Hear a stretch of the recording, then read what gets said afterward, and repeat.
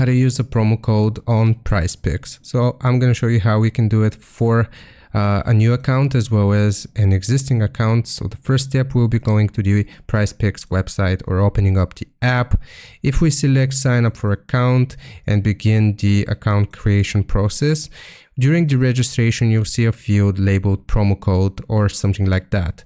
You want to enter the promo code in the field before we complete the sign up process. The last step will be completing the registration, so finish creating your account and the promo code will be applied. If we already have an account, here's how we can do it.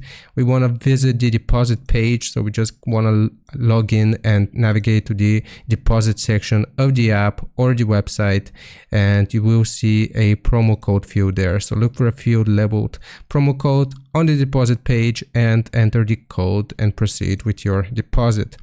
Check for bonus funds. After we have deposited the money, your bonus, if applicable, should be credited automatically.